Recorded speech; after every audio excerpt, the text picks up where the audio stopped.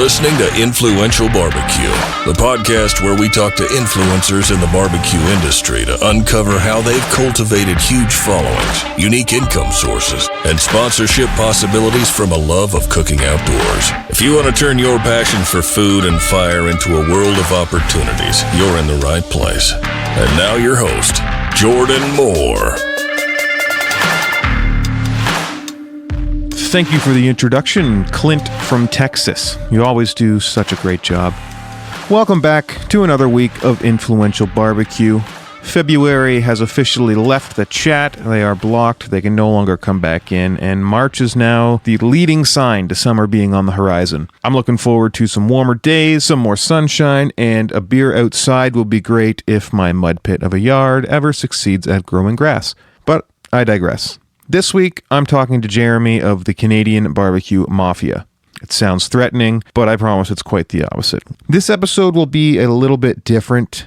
Typically I discuss how my guests use social media to drive their followings or create content or generate income to move their own business forward. But today we're going to chat about how social media can be used to build more of a community around camaraderie, charity, and helping those in need rather than chasing our own dollars. Jeremy and the Canadian BBQ Mafia do just that, so let's get into my chat with Jeremy.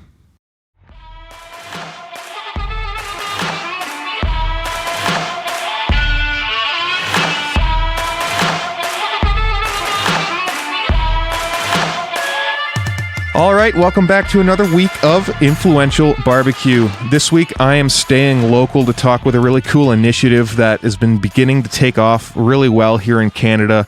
If you haven't heard of it, the Canadian BBQ Mafia is indeed a thing, and it's beginning to gain quite a bit of traction up here. It's not exactly a group of Canadians in tuxedos leaving bovine heads in people's beds or anything like that. It's more so a collective created to bring members of the barbecue community together, especially in Canada, to help raise awareness and funds for charitable organizations and just kind of spread the love of Canadian barbecue throughout the country.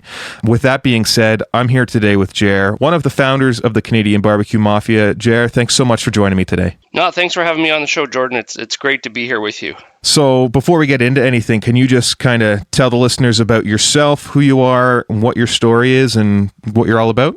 Yeah, for sure. So I'm a banker by day, barbecuer by night, and by weekend. So I am on the barbecue side of things. I've had several barbecues for the last 15 years, predominantly Big Green Egg. So Big Green Egg has been my go-to queue for about the last 15 years. I got my first egg, and it just sort of steamrolled from there. As you know, and I'm sure you can appreciate, and the listeners can appreciate, it's kind of like tattoos. Once you get one, you just have to get more and more. and that's what's happened with me in barbecue. So I've got I'm not like Ted Reeder. I don't have 40 in my backyard, but I'm getting an extensive collection. I've got a few eggs. I've got a kettle grill, a kettle pizza oven, a couple flat top grillers. So yeah, we're starting to build quite the collection. But it's I often say that barbecues are like golf clubs, right? Different clubs, different holes, so different barbecues and different things to cook. So each one of them has their own uniqueness, and you kind of tailor your barbecue to whatever you're cooking that day. Yeah, I mean, I've never played a hole of golf in my life, but I'm sure what you're saying is accurate. Yeah, I'm not a big golfer either. I don't have the patience for it. It's funny. I'll cook a brisket for 18 hours and watch it and keep an eye on it. But to go out and do 18 holes of golf drives me nuts. My ADHD kicks in, and I just want to. As long as the beer cart's there and there's a few beers along the way, it makes it a little bit better. But it is, and it's funny just staying on that theme, like barbecue, and that's an analogy I use, right? Is golf is it's kind of like what I really enjoy about barbecue is you want to always do better, right? You're always looking at that next cook, and it's kind of like your next golf game, right? How do I improve my game? How do I improve my cooking abilities? And and you have to be prepared to have a few bad holes or bad mistakes along the way. And but the main thing is, you got to have fun while you're doing it. And that's the main thing for me about barbecuing. And more recently with COVID, as a lot of us have been stuck at our homes, not being able to do too much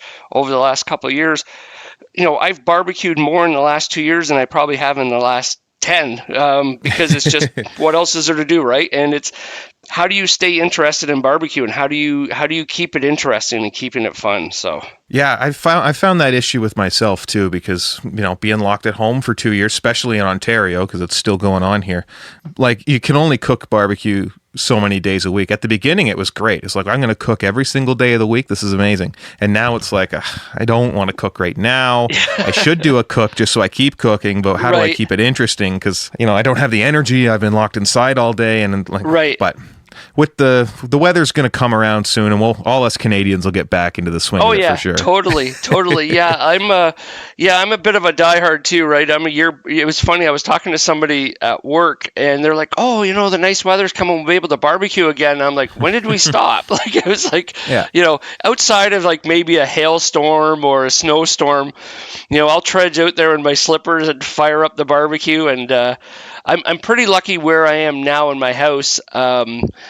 Part of my barbecues are sheltered in the winter, so it's at least I've got a roof over top of me. I'm still out there in a bit in the elements, but it's a little bit more enjoyable than being stuck out in the middle of a snowstorm doing it. But no, it's true. Like, even barbecuing, like in the beginning of COVID, I would like every day. And to your point, it's almost like, okay, I never used, so the best thing I bought before COVID was a vacuum sealer. Second best thing I bought was a stand-up freezer, because like that thing sat empty for years, and then COVID hits and it's like, oh, ribs are on sale for $2.99 a pound. I better smoke 8 racks. So then next thing you know, you're smoking 8 racks of ribs, and it's just my wife and I. And so, you can only eat so many ribs. So out comes the vacuum sealer, out comes put it in the freezer. And so like within a month, the freezer's full, because it's, and even in the beginning of the pandemic, it was like so much uncertainty. It's like, oh, if we're stuck at home, I always felt comfortable knowing, well, at least we could eat meat for 30 days, right? We might not have vegetables or fruit, but at least we'll have enough ribs and brisket and chicken that we can survive on. But those fears went away. And then the other thing I started doing was just cooking for friends and cooking for. I focused a lot on.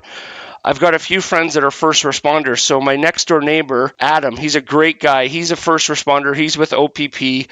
Another really good friend of mine is on the fire department. So then I've started cooking for those guys and saying, hey, so I would drop a brisket off at the fire hall, or I'd, call up Adam next door and say, hey, bud, I'm smoking 6 racks of ribs. You want to take 3 racks into work with you tomorrow?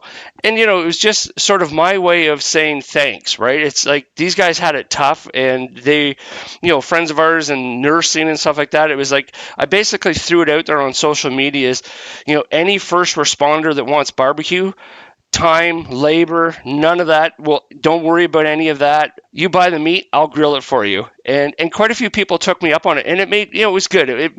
It filled 2 voids. One, I wanted to keep barbecuing. I was running out of space, so it gave me the opportunity to share it. And 2, both my wife and I felt good about being able to give a little bit back to those that were really working on the front line, especially during the beginning stages of COVID, when there was so much uncertainty out there. Yeah, uncertainty, and you couldn't have people over to cook for, so it was nice to say thank you to all these people, and also to cook for someone, because I guarantee you got texts later that night being like, Jer, that was so good, thank you so much for doing that. Yeah, like it's a joke with my neighbor Adam. Like, we've become really good friends. He moved in about a year and a half ago, almost 2 years ago. But now it's a text message saying, "Hey Adam, like on the weekend, I pulled out a bunch of smoked prime rib, and I was going to do a huge pot of like smoked stew, and it was just a quick message saying, "Hey, do you want some stew?" And I don't think he's ever said no. And even if I'm out there buying something, like I bought a bunch of ribs about a month ago. They were on sale. And the only answer I get back is, sure, just let me know what I owe you, right? Like, it's like, and so, people appreciate it, and it allows you the opportunity to fine tune your craft too, right? Like even brisket. Like, brisket isn't something that we cook on a regular basis, but I've cooked more briskets in the last year and a half, 2 years than I have done in a while. So it allows you to to do those types of cooks too. That you know, with just a couple of us living here, it's hard to justify cooking a big huge brisket for 2 people. Thankfully, I've married somebody who enjoys barbecue as much as I do. I have a few friends in the game whose wives or partners are either vegetarians or vegans or don't like barbecue, which is cool. But I just can't imagine just cooking for one. So I'm fortunate that way that both my wife and I are foodies, so to speak, and we both enjoy barbecue. Yeah, my partner is not. She likes barbecue, but she doesn't eat nearly as much as I do. So it's a lot of me outside cooking myself lunch most of the time. Then we'll do something else for dinner. Yeah, if you're cooking the steaks, your partner gets the little petite filet and you get the big, 18-ounce porterhouse or something. Yeah, exactly. That's the way ours is. There's always 2 steaks, and it's easy to tell whose is whose. So you've been cooking for years. You've been doing, like, you started cooking for all these first responders and everything. How did you first get onto social media? Did you have like a dedicated I'm cooking now account, or did it just kind of start to grow as you barbecued more? Like, did you create something specifically for barbecue? No, and that's a good question. I didn't, and I know some do, and I've thought about converting particularly my Instagram. So I have a Facebook that I use a little bit, but my main platform for social media over the last few years has been Instagram. And the way I look at it is it's my life, right? So I've got my Instagram consists of what I'm passionate about, family, particularly my dog. There's a lot of posts on there about my dog. I'm also pretty heavily involved with a couple of fraternities, so the Shriners.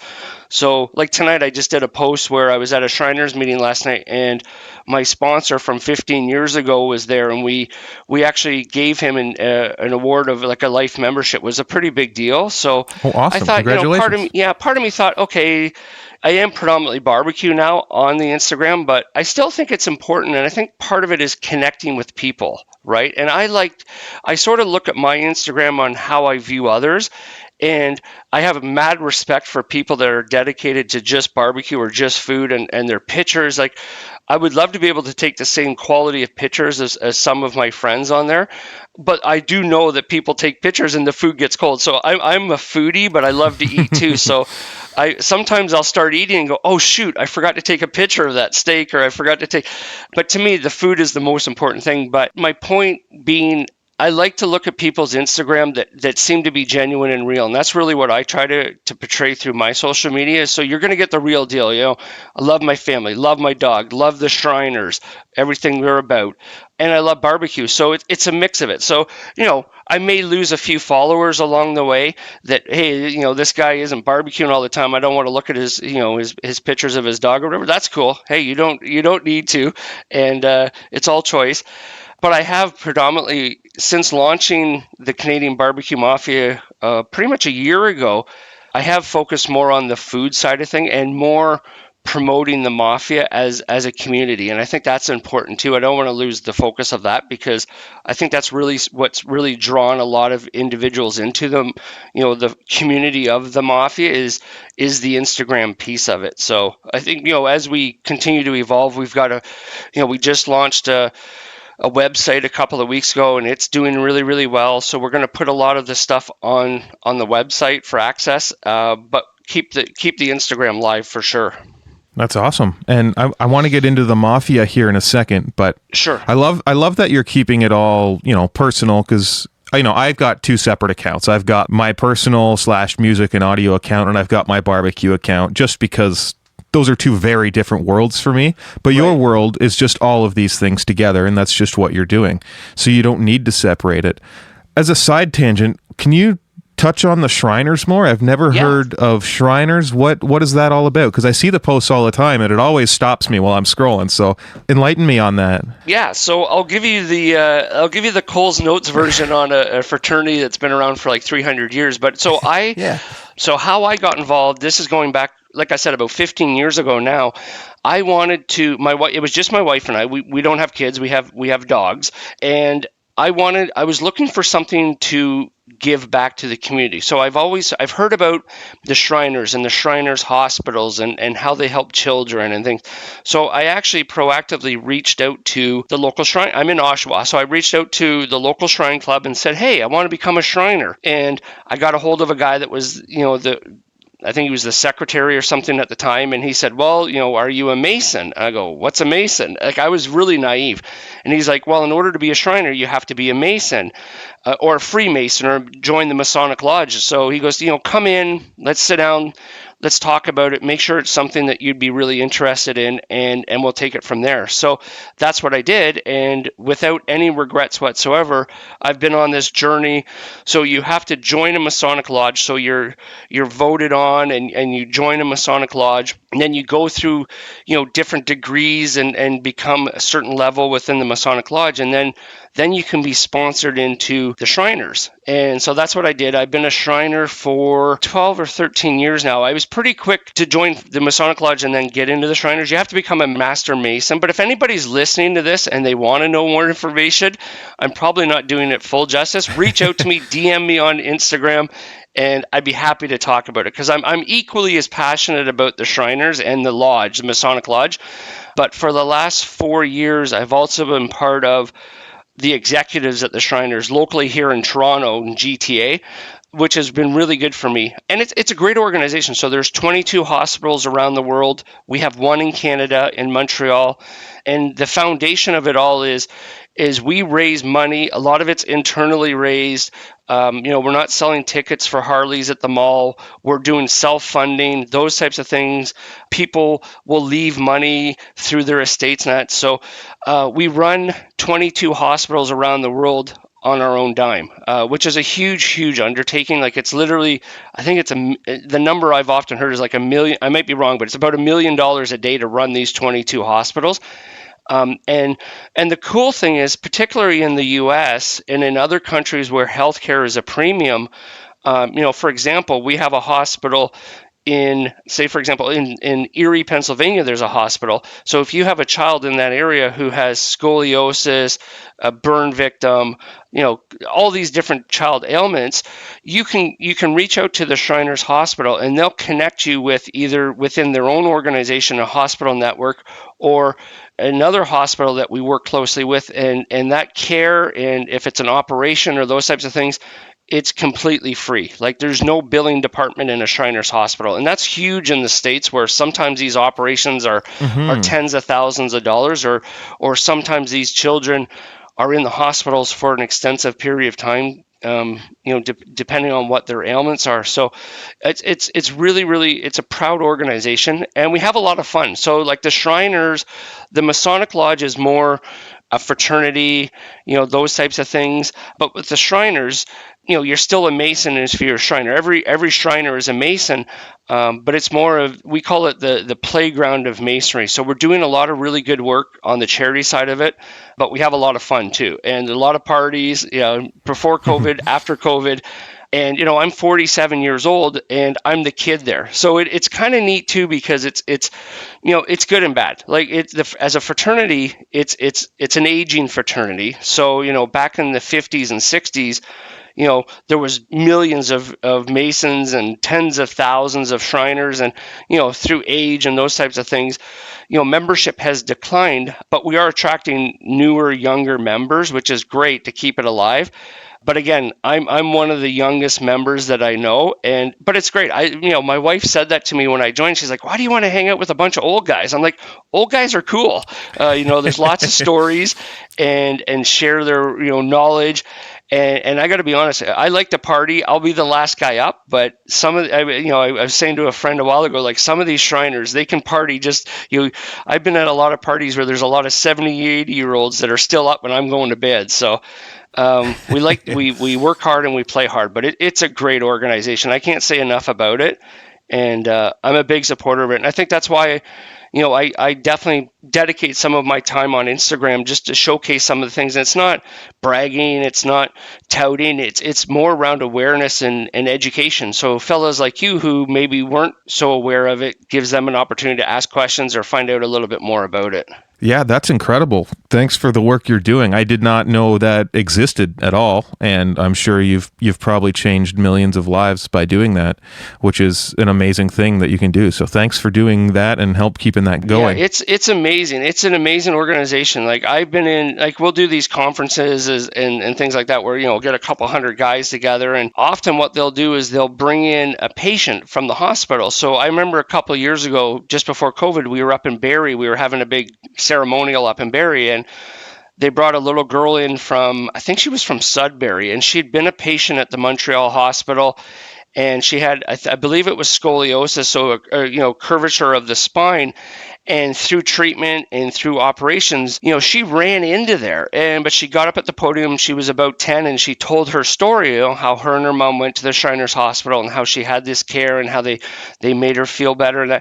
And I'll tell you, there was like 100 burly guys in that room, and there wasn't a dry eye in the place. So that makes it all worth it. So, the time and energy and everything that goes into it, when you hear a story like that, it's like, yep, check mark. I'm doing the right thing. Yeah, that's incredible that you can make such a difference to somebody's life, by raising some money and also having some fun with some other lads at the same time. So that's great. So thanks for doing that. Totally. I feel like the stuff with the Shriners also ties into your mentality around the Canadian BBQ Mafia. So can you go ahead and tell me and the listeners more about the Mafia and what the BBQ Mafia is all about? Yeah, absolutely.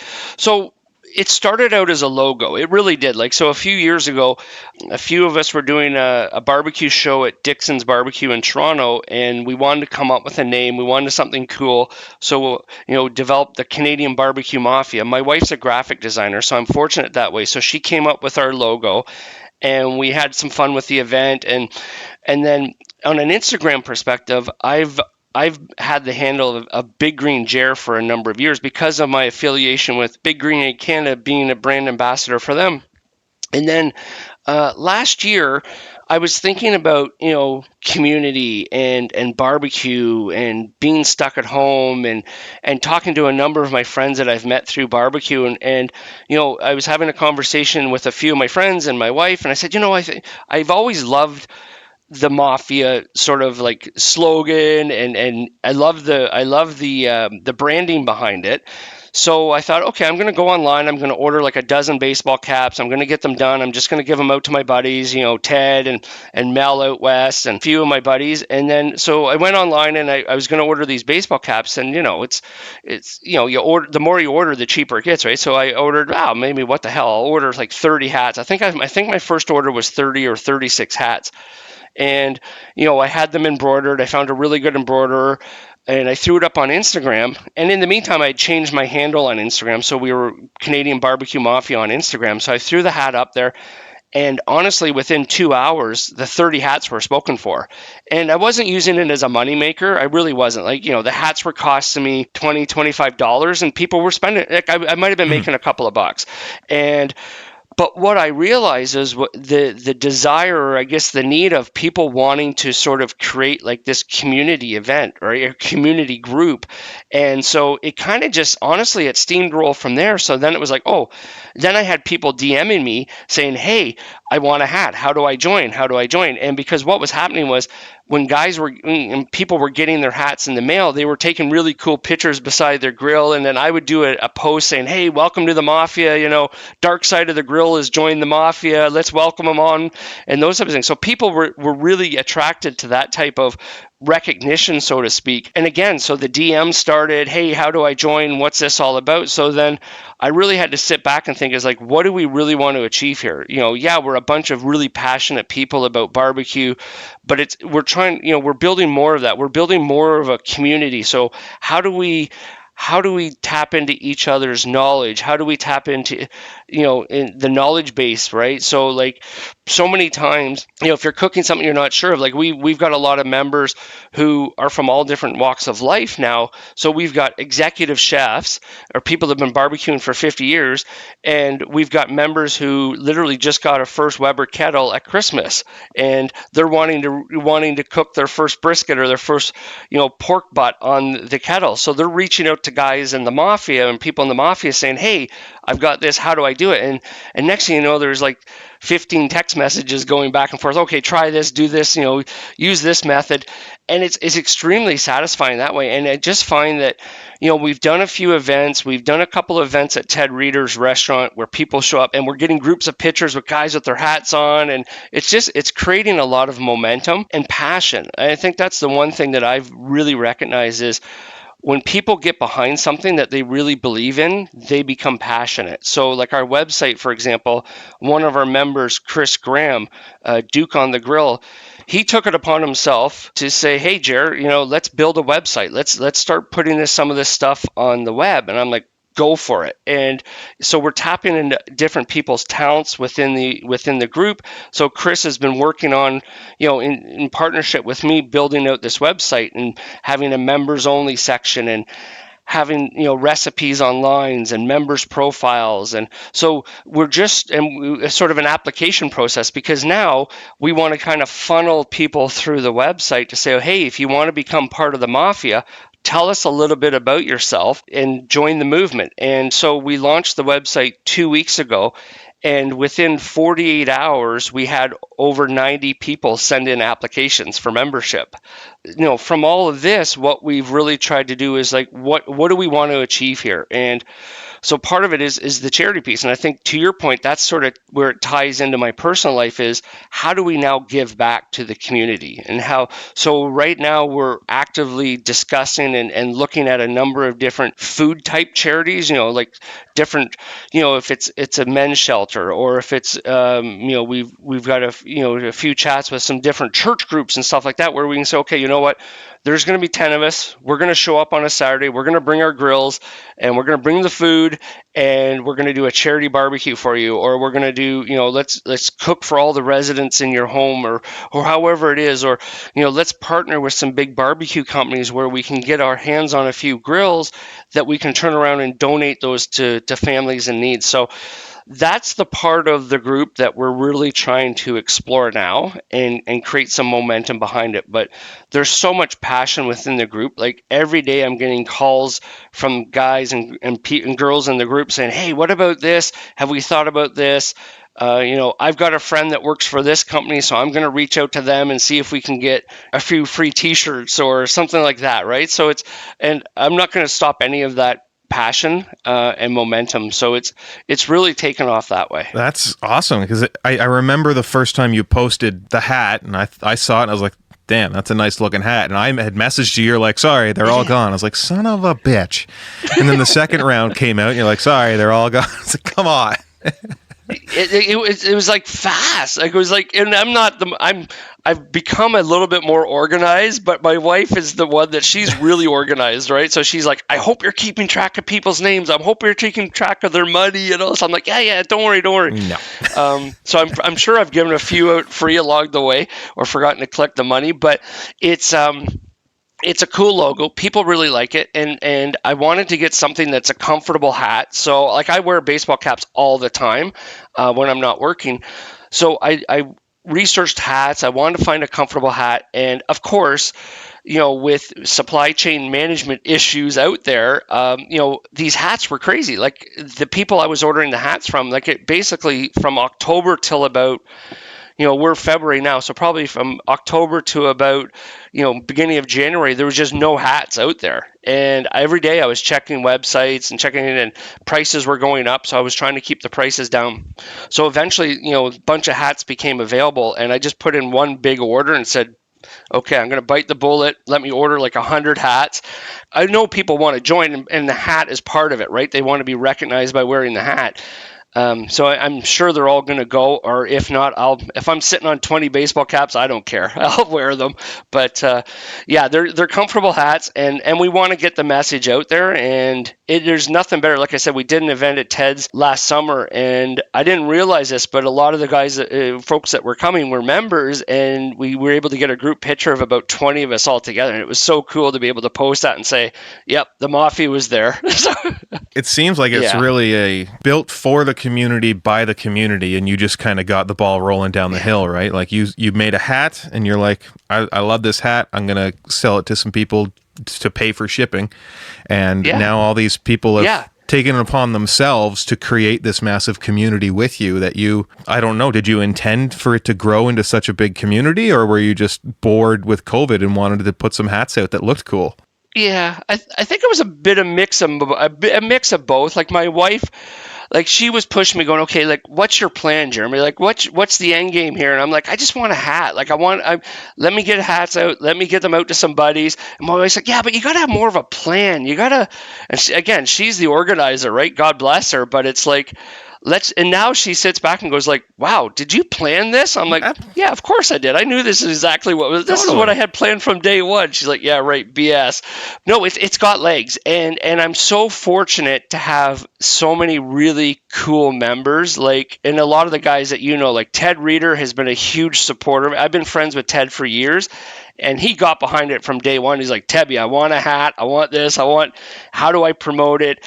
And guys like Mel out in Edmonton, Dark Side of the Grill, who's got a big social media following. He's always pushing the Mafia. And a lot of other guys that have been in the mix too, right? So like guys, it's funny because the problem I have now is when I do a post, it's like you can only tag so many people on Instagram. I think it only allows you to tag up to 20 people. And people are getting mad at me now if I don't tag them. So, for example, like we'll bring in a new member. And one of the cool things is we like to showcase who our new members are. So, okay, Bob on the Grill has joined the Canadian BBQ Mafia. Everybody welcome Bob and blah, blah, blah. And next thing guys are, folks are chiming in, welcome, welcome, welcome. So automatically they're feeling part of the community, but I can only tag so many members. So I try to switch it up so I'm not always tagging the same people. It's a first world problem, but people do get upset some people don't like to be tagged. So that's cool. It's like, hey, I won't tag you. No worries.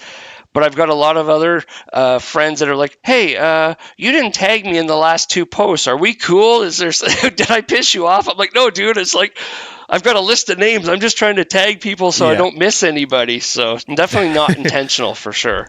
But the drama of social media sometimes, right? It's exhausting sometimes. It's hard to keep up with. The other thing too is like, we want to make sure that people feel that we're open to everybody, right? So like predominantly, the first batch of people that joined the Mafia were close friends of mine, guys that, folks I had on Instagram.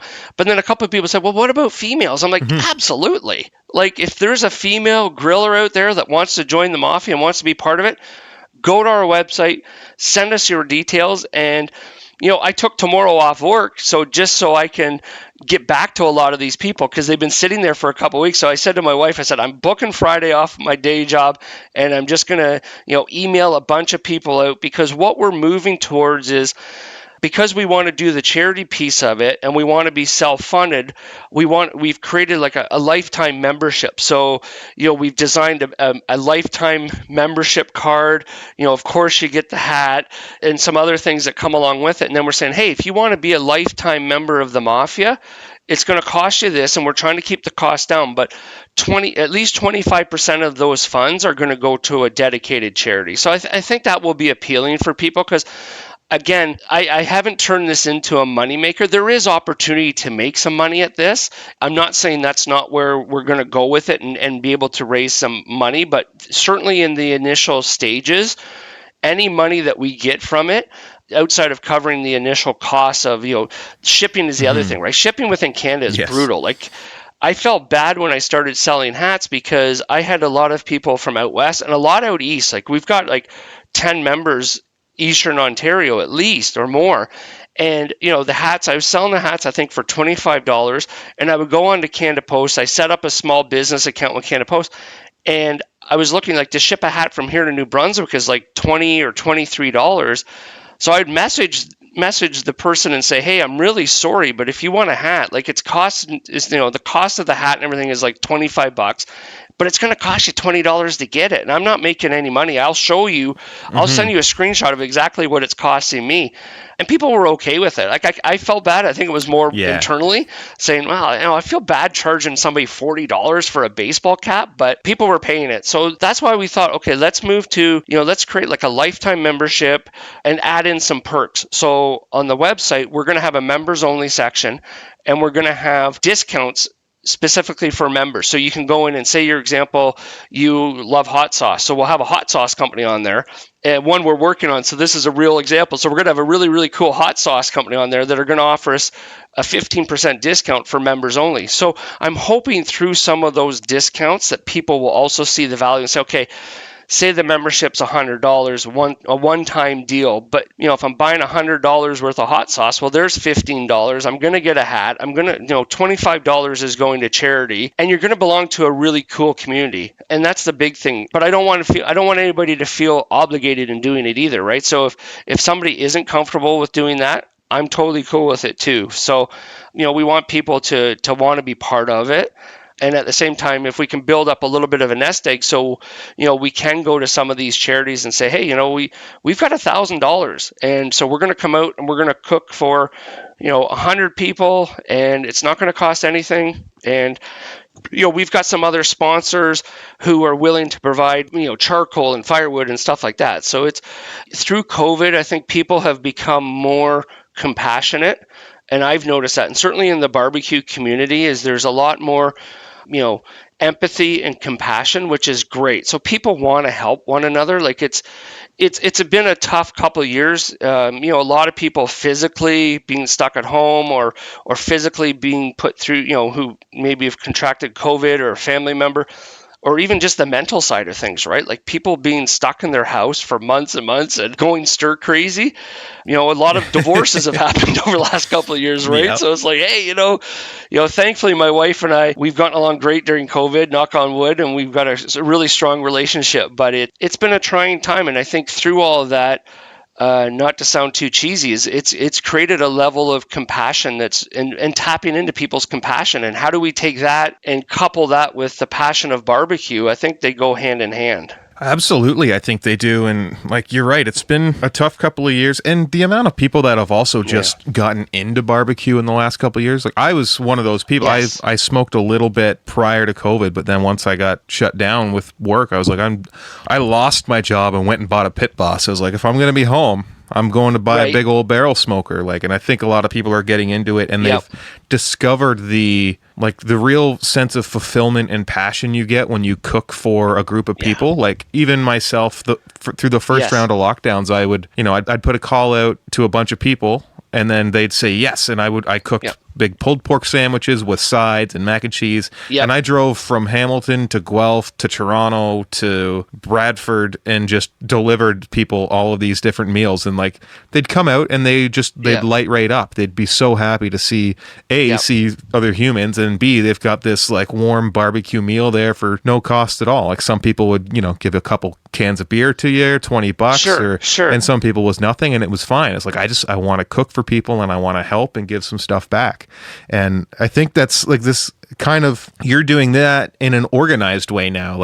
You're having people sign up to say, I want to help communities, and I want to help feed other people, and I want to just be part of this group of amazing folks that are cooking all the time and are just being friendly and helping back. And you seem to have accidentally created this big community of people that want to do that, which I think is really cool.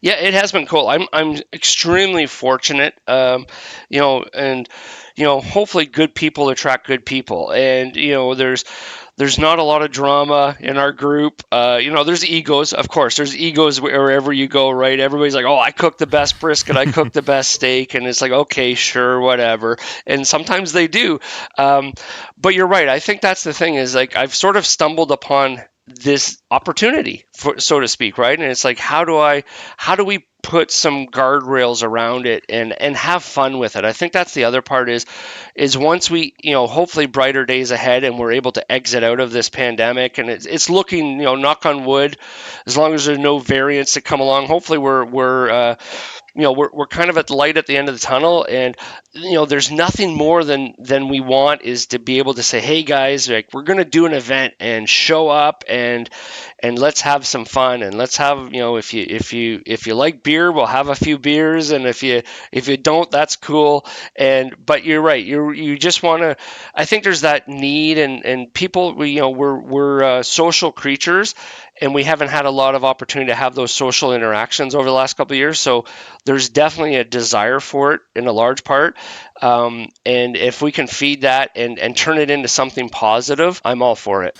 Yeah, absolutely. And why wouldn't you? Like it feels so good to feed people. So you've created this community thing. Now you're leveraging talents within the community, like with the website and all that kind of stuff. Like, are you putting any calls out to the members for specific things, or are they just offering the talents that they have to try and help? Like, how are you finding these talented people? Is it just pure luck and through social media that they've come your way and can do a bunch of other things? Yeah, it's I think it's a mix of both. I think a lot of it is self-driven through them. Like, so I don't know, it's funny. I do a lot with charity, but it's always a little awkward for me to ask for help, right? Like, it's, I love to give, and trust me, I love presents, but sometimes it's better to give than to receive. But a lot of it is just people being so passionate about it. Like, I had a couple of the guys over Friday night just to talk about some strategy and, okay, what's the next 6 months? What's the next year look like? Let's think about all these people that want to come on board. How do we make them feel like they're part of the community? So we did a little bit of strategy session over some barbecue and beers, of course. But it's like, people are like getting excited. Like, one of the fellas, God bless him, he's like, I'm thinking about wrapping my vehicle, the Canadian BBQ Mafia. I'm like, whoa, like, that just blew my mind to think that there's somebody out there that wants to wrap their vehicle in my logo. I go, hey, I'm totally cool with it, dude. As long as you don't want me to pay for it, you can go to town and wrap your truck. But I think that's part of it, is people, and all the time members are reaching out to me saying, hey, I know this person that can, rent us a bus dirt cheap. So how do we, is there anything we could do with, do you want to all load on a bus and go somewhere? I'm like, well, I didn't really think about a road trip, but maybe. or we've got, we're going to do a barbecue party at Ted Reeder's. If you're available on the 25th of June, it's his 59th birthday at the barbecue joint. So we're going to be a big part of that, the Mafia. So one of the members, his daughter manages a local hotel deal, and he got us like a killer rate on rooms. So it's cool that people are able to, and I think that's part of, we attract people from all different walks of life. As I mentioned earlier, we've got, people that are executive chefs. We got people that are welders. We've got first responders. We've got a number of first responders that are members. And it's just, how do we pull in those talents? And a lot of it is people are just offering them up. Like Chris with his website skills. It's like, if I wanted to build a website, first of all, it'd be expensive. And second of all, I don't have the knowledge base to do it. But here's somebody who's got a bit of extra time, who's willing to do it. And that's great. So, and I think that's part of it, is we want to continue to identify those strengths within the group. And, it's self-serving, but it's also beneficial to the group as well. My wife's a graphic designer. She works full-time. And now people are like, hey, can your wife design a logo for me? I'm like, well, that's not really what she does, but okay.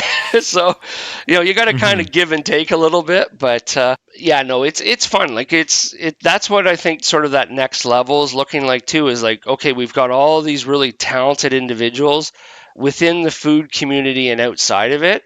How do we kind of tap into that and exploit it, for the lack of a better word? Yeah, and that's what you have to do. It's a rising tide lifts all boats, and you need everyone to lift each other up in order to really get yourself somewhere. And it works so much better when it's towards a community and not towards yourself. People love to help people when they have the capacity to do so. Like, people don't like to help when they're being forced, because sometimes you can't. You're either not mentally prepared, or you can't do it financially or anything. But if you're able to help and willing, it's a great feeling to be able to do it. And I think what you're doing here is getting people together to do those kinds of things. And they're seeing an opportunity now where they don't have to go and seek out specific places to try and help at, or specific things to do. You're kind of collecting the people and saying, here's what we can do. We can help this organization.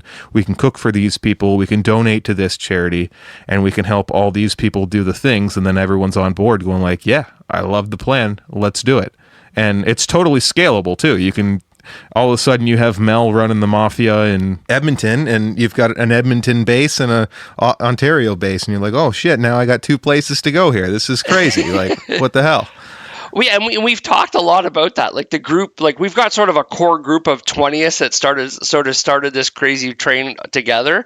Me being the conductor, and those are the conversations we're having now. It's like, we've got a lot of guys out east, so we've got like Vito and Corey and and Mark and all the guys out east, and they're going, hey, maybe we could do like an East Coast chapter, and like, can I be the capo of the East Coast chapter? It's kind of like Pit Boss or Pit Boys, I guess, right? Pit Boys, where they have all these different chapters, and who knows, like it's got legs and it's got momentum. So I don't want to hold anything back, and if people want to like do like little mini events in their area, I'm all for it. And if I can travel to be there to help support it and be part of it, all the power. But you're right, and I think the other part of it that I've recognized too is helping out externally, but internally as well as a group. So, there's been a few examples lately where just the outpouring of support internally has been really, I'm not a soft, mushy guy, but it's a really warm feeling when, an example is one of the fellas that's been a member since day one, couple weeks lost his dog, right? And as a pet owner, that's devastating, right? It's part of your family. And, just the outpouring of support that I saw for this individual and his family for those few days where they were dealing with that is their stresses were up. The dog was, unfortunately was put to sleep in that, but like just the outpouring of support from the barbecue community in the Mafia, just the notes of, hey, I'm here if you need to talk. And we've got a group of conversations going, and we get into some pretty heavy conversations. And it's not just all about, hey, brisket's on sale at Sobeys this week, let's go out and raid the freezers. It's like, hey, boys, I'm having a bad mental health day. Help me through this. And, I'm thinking this, and guys are just like pouring their souls out there. And I'm like, wow, like people are really... We've created, and I don't want to take all the credit for it because I can't, but we've created a group of individuals who, if you're comfortable, you're going to get support. It's almost like that support network, right? Like we're not AA by any means, but we're there to support one another, which is really, I'm really proud of that as well. Like just like that's kind of a small example of a lot of these types of situations that I've seen over the last years. Like, all it takes is just a note to one another saying, hey, I need help here, or you need support here, or I just need somebody to talk to. And, the phone is always available. So that's really been cool too, to see that sort of come to life through this group. Yeah. And I think that's so important. I'd say, especially for the males in the community, not saying that females always have the support system for mental stuff, but for guys, it is incredibly hard to kind of come forward with any mental challenges because, we're supposed to be tough all the time, hard as rock, no emotions. But I've noticed in the last year that it's a lot more common now that guys are coming forward and saying, hey, I'm having a hard time and I need help. And it's so good to see that they're not just going to a doctor in private and hiding it. They're talking with their buddies. They're talking with their friends and groups on Instagram. They're posting about it saying, hey, I'm having a hard time. And if you're having a hard time, it's okay. And the fact that you've created this community of people that can help other people in that same situation is probably more important than you even realize, because now they've got an outlet when all their other outlets fail, that they can still talk to someone and say, hey, I need help right now. Someone call me, and someone will, and I think that's huge. Oh yeah, 100%. Like it's like there was a few days there where I'm sitting there and it's like, and these guys don't sleep, so these conversations will go from like 4 a.m. to like midnight, and I'm like, we're like 7-Eleven, we're always here, right? And like guys are pinging each other back and forth, and my wife's like, who are you like a lot of times, and don't get me wrong, a lot of times we're busting balls too, right? It's like, hey, and I think that's a big part of it too, but just knowing that people are there to support one another, and I see it, and it's like, we get into these heavy conversations, and it's not all drama in that, but it's like people are really sharing personal, hey, I grew up in this type of situation, and maybe it wasn't the best childhood, and this is what I've done along the way, and this is what barbecue means to me. And even through this quasi application process on the website, there's a section where people can fill out what, about barbecue and things like that. And I was viewing them the other day, reviewing some of them. Like people were writing like paragraphs of what barbecue means to them, and and to your point, it's like, during COVID, it was an outlet for me, and I was able to, do something other than just sitting around twiddling my thumbs. And so people, and I think you made a really valid point, Jordan, earlier, is like people who maybe not have barbecued in the past have found that as an outlet for them. And it's like, hey, maybe they've had a grill in their backyard for a long time and they've just decided to fire it up. Or, I think there's something that's created that, community and people, and then it becomes like that addiction, right? It's like, hey, I want to do this. I want to cook this. Like I had a friend of mine who's part of the mafia, and he's like, he'd never did a tomahawk steak before, right? So it was almost like he was nervous, like, okay, I gotta go out and spend, I'm gonna be spending $60-$70 on this tomahawk. My wife's already not happy that I'm spending that much money on one steak, and I really don't want to screw it up. So walk me through the process. And and that's the thing with barbecue, it's you're gonna have a few screw ups along the way. I'm a steak eater. I love eating steak. I could eat steak every day, but I've had a few bad steaks throughout the years, but it's been a creative outlet for some people. It's been a mental health outlet for some people, just getting outside, doing it, and being able to talk to other people about it, right? Like I've cooked stuff like last summer. I cooked for the first time a whole hog. That was always my bucket list. I wanted to do a whole hog, and I got one. I got one ordered through my butcher, and I didn't know the first thing about cooking a hog. And meanwhile, I'd spent $200 on this 55-pound hog. I was like, I better not screw this one up because I'll never hear the end of it. But again, it's a quick call to a few of the guys that have done them and say, hey guys, okay, what do I do? Okay, Friday night you do this. Boom, boom, boom, boom. You get up Saturday morning, you do this. And that's what I found about barbecues too, right? It's competitive, but often people are competing against themselves, right? Unless you get into like barbecue competitions where it's, okay, now I'm really trying to win that trophy. What I often find with barbecue is people are competing against themselves. So like, okay, I want to up my game. I want to make a better steak. I want to do a better brisket. And you made the point earlier, Jordan, there's nothing better than cooking something really good for somebody or a group of people and them sitting and going, wow, that's the best barbecue I've ever had. It's like, oh, really? Holy jeez. Okay. Like, these are the best ribs I've ever eaten. It's like, really? Okay, thanks. I don't think so, but thank you. But it motivates you to it. Yeah, it's awesome. And so I think part of that is people are willing to share their experiences and share their learnings, right? So it's like, hey, I did this and I screwed it up. So don't follow my lead and do it this way. Do it this way, the right way. So, Ted is great for that. Like Ted, I've mentioned Ted a couple times on here, but he's a great resource. And his thing is, don't eat it up, right? So it's like, I'll leave out the F word, but it's like, don't F it up. But, and that's the fun part of it too, right? But yeah, you gotta, I don't know. I've said it time and time again, but, to me, you got to enjoy what you're doing. Life, work, everything's so stressful. If you can find something that helps alleviate that stress, that's great. And that's what barbecue does for me. It's a stress reliever. So it's like, okay, what am I going to cook this weekend? It's, I like, as I mentioned, I love to eat, but it's also, I love to cook too. So it's like, what do I want to cook this weekend? That's the conversation my wife and I have is like, okay, what do we want to cook this weekend? What do we want to cook tonight for dinner? It's keeping it interesting for sure. Absolutely. And you have to keep it interesting. I mean, you can't cook a brisket every day. A, no one can afford that. No. And B, you get pretty tired of rich beef, but we're running out of time here, but just because this is a podcast about, using social media to get you where you need to go with the barbecue journey, whether it's, quitting your day job and making thousands of dollars posting content or just supplementing bills or meeting new people or starting a network. And it's obvious that social media has played an integral role in the barbecue mafia, even if it was by accident at first. And I think it's going to probably be the driving force going forward, obviously.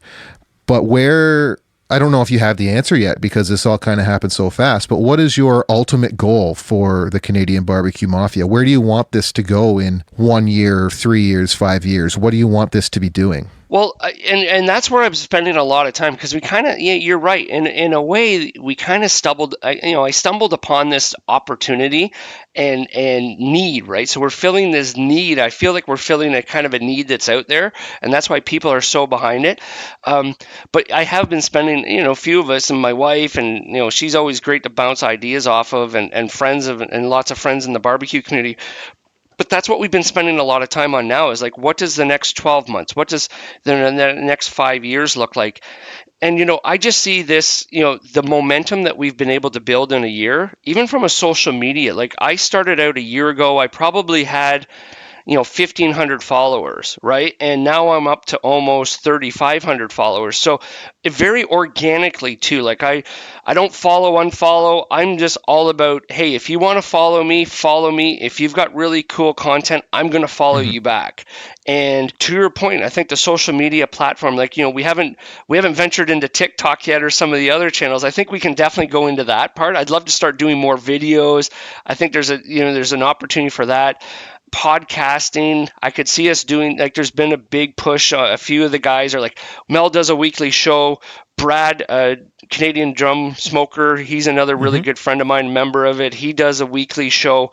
I think there's a need or a desire for the Mafia to be part of that process too, because people love to talk. Like, I'm a talker. You can tell we've been here almost an hour and I haven't shut up yet, but it's creating that forum for people to, not everybody likes being on camera, right? So is it an audio thing?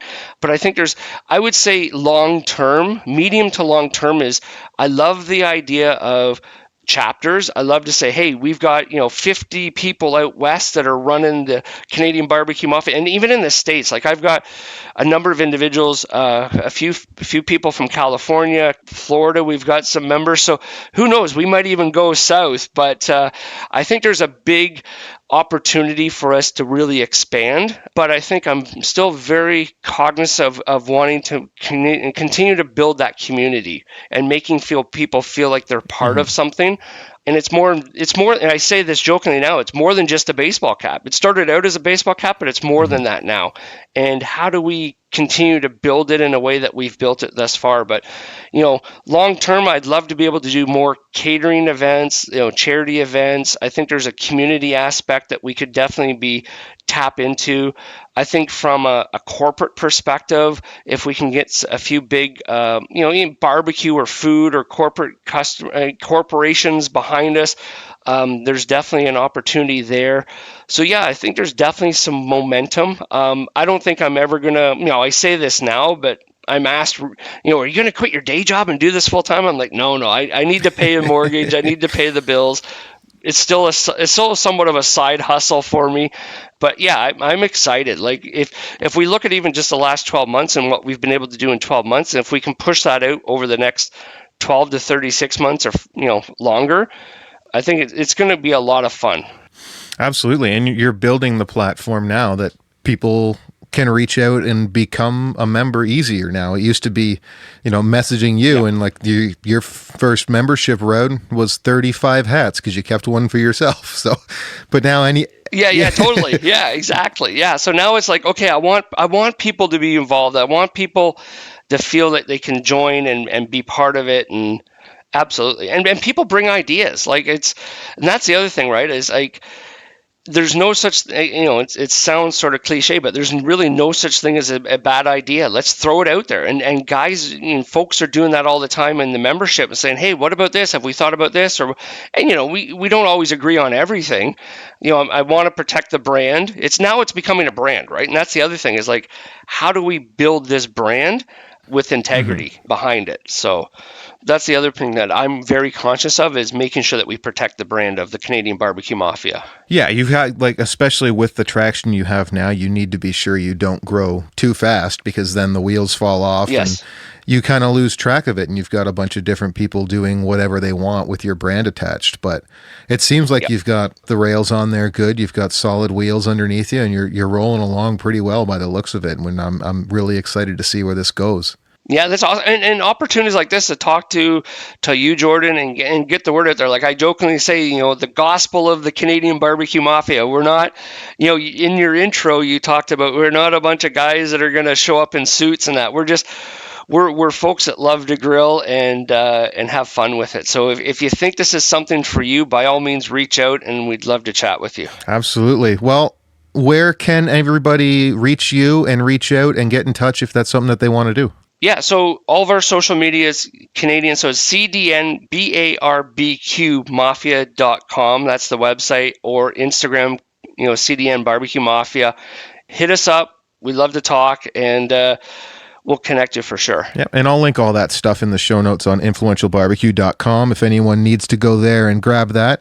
Jeremy, thanks so much for taking the time to chat with me. Thanks for building this community and getting these people involved in charities and barbecue and camaraderie, and, you know, building even just a small little mental health ring of people that can chat and like air their grievances and just kind of hang out and be themselves with each other, because we really need that these days. So thanks for building this, even if it was by accident. No, well said. Well said. Thanks, Jordan. And you hit the nail on the head. I couldn't have said it better myself. So thank you. All right. Well, we'll talk to you soon, and I can't wait to see you on the Canadian BBQ Mafia tour across Canada someday. That's right. Coming to a city near you. All right. Take care, man. Take care.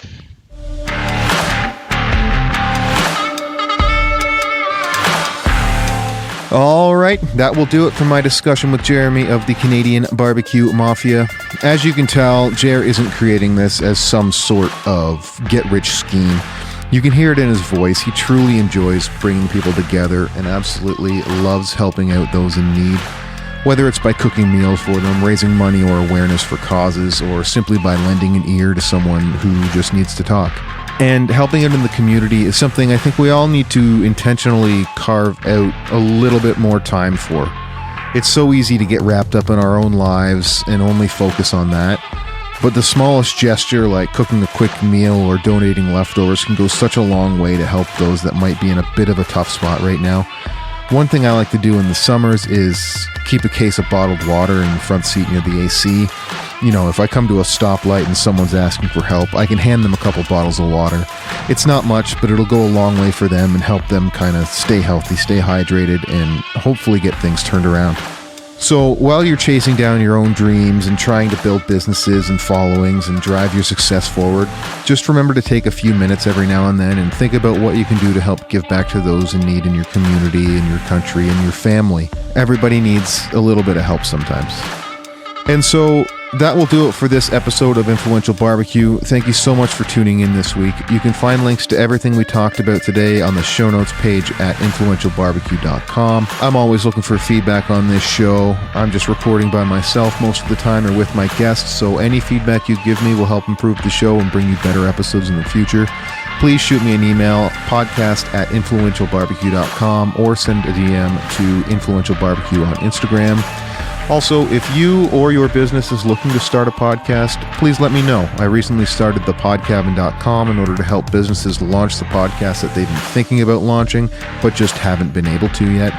Let me help you go from nothing to a fully produced podcast so that you can help cultivate brand loyalty, brand authority, and get new customers by launching your podcast and reaching people across a new medium. I'm Jordan Moore. You can follow my barbecue adventures on Instagram at The Backyard Brisket. Thank you so much for listening. We'll see you next week. Keep on grilling.